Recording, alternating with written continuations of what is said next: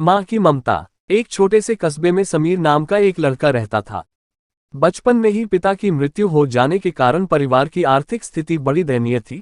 समीर की माँ कुछ पढ़ी लिखी जरूर थी, लेकिन उतनी पढ़ाई से नौकरी कहाँ मिलने वाली थी। सो घर घर बर्तन मांजकर और सिलाई बुनाई का काम करके किसी तरह अपने बच्चे को पढ़ा लिखा रही थी। समीर स्वभाव से थोड़ा शर्मीला था और अक्सर चुपचाप बैठा रहता था।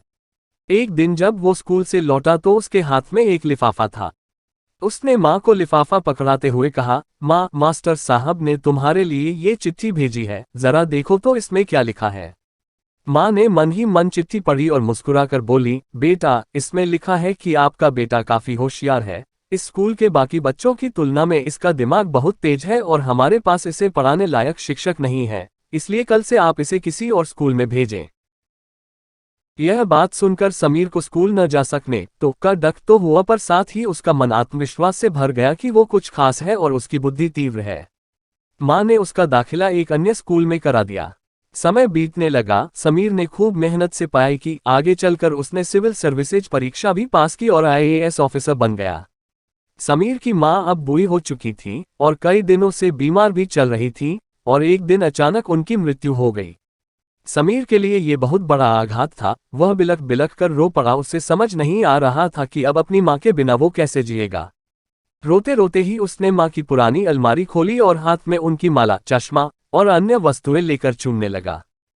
उस अलमारी में समीर के पुराने खिलौने और बचपन के कपड़े तक संभाल कर रखे हुए थे। समीर एक एक कर सारी चीजें निकालने लगा और तभी उसकी नजर एक पुरानी चिट्ठी पर पड़ी। दरअसल ये वही चिट्ठी थी जो मास्टर साहब ने उसे 18 साल पहले दी थी। नम आंखों से समीर उसे पढ़ने लगा। आदरणीय अभिभावक, आपको बताते हुए हमें अफसोस हो रहा है कि आपका बेटा समीर पढ़ाई में बेहद कमजोर है और खेल कूद में भी भाग नहीं लेता है। जान पड़ता है कि उम्र के हिसाब से समीर की बुद्धि विकसित नहीं हो पाई है, अतः हम इसे अपने विद्यालय में पढ़ाने में असमर्थ हैं।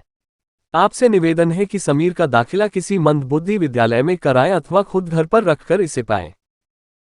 सादर प्रिंसिपल। समीर जानता था कि भले अब उसकी माँ इस दुनिया में नहीं रही, पर वो जहां भी रहे उनकी ममता, उनका आशीर्वाद सदा उस पर बना रहेगा। दोस्तों, रुडयार्ड किपलंग ने कहा है, God could not be everywhere and therefore he made mothers. भगवान सभी जगह नहीं हो सकते, इसलिए उसने माएँ बनाई।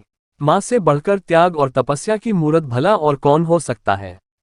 हम पढ़ लिख लें, बड़े होकर कुछ बन जाएं, इसके लिए वो चुपचाप ना जाने कितनी कुर्बानियां देती है। अपनी जरूरतें मारकर हमारे शौक पूरा करती है।